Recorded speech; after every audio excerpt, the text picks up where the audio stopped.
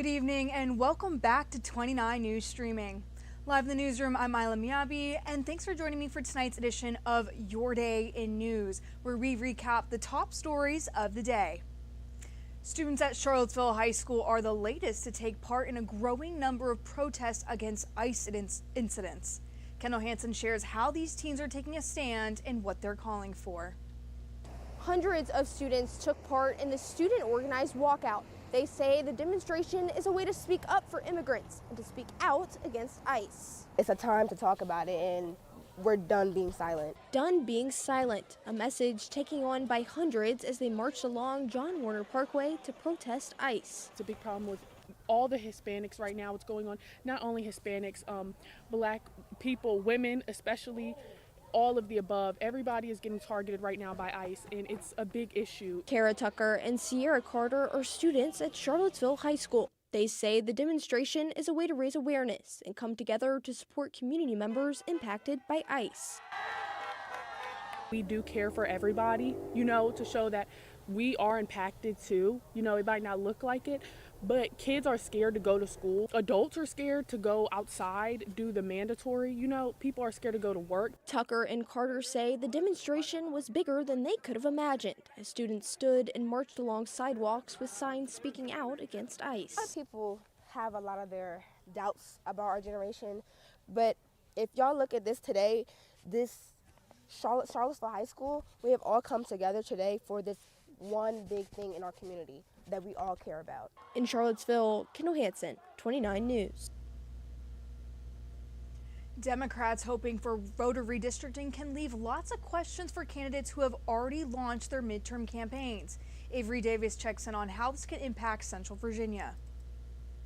Not clear who the candidates will be, and frankly, where some of them would even run. This is Virginia's current congressional map, and this is what Democrats are looking to pass through an April referendum should the state Supreme Court allow it. The manner in which these boundaries have been drawn, some of them seem to resemble squashed insects on windscreens. The new map would move the 5th District southeast. The 6th would absorb Charlottesville, Albemarle, and Roanoke. You have this unanticipated consequence that Beth Macy and Tom Perriello, the two most robust fundraisers for Congress, are lumped in the same district. Tom Perriello is a Charlottesville Democrat and former 5th District congressman who was running for his old seat. Should the proposed map take effect, he'll pivot his campaign. District lines change, but my priorities don't. But it is an opportunity, I think, to think more about how Lynchburg and Charlottesville can be working in regional development strategies with the Valley. Beth Macy is a Roanoke author making her political debut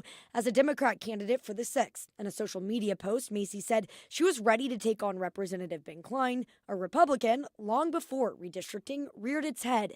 Incumbent Cline believes the whole attempt is wrong. Gerrymandering is wrong no matter what state does it, and Virginia is so concerned about gerrymandering, they put it in the Constitution that we're going to have nonpartisan redistricting. These other states do it all the time, but it doesn't mean that Virginia has to go down that road.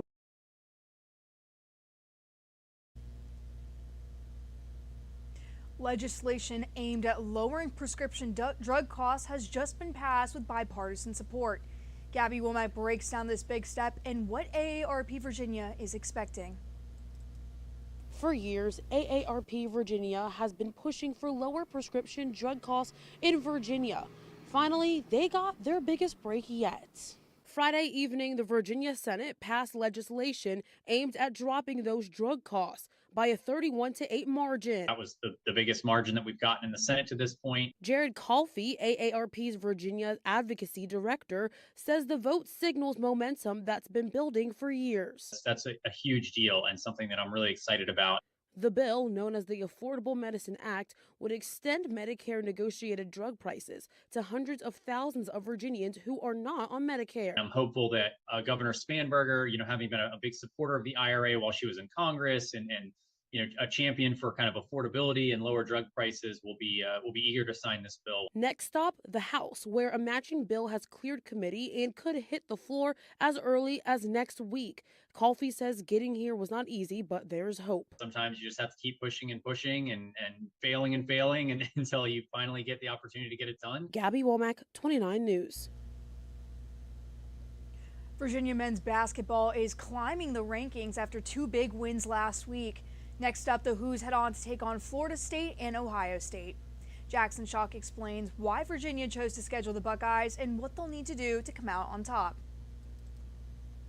Virginia basketball is moving up in the rankings and still sits in third in the ACC after both their wins here at home last week. Now they'll head south to play some conference and non-conference basketball. We felt it was important to challenge ourselves and because you never know where you're going to be at that point in the season.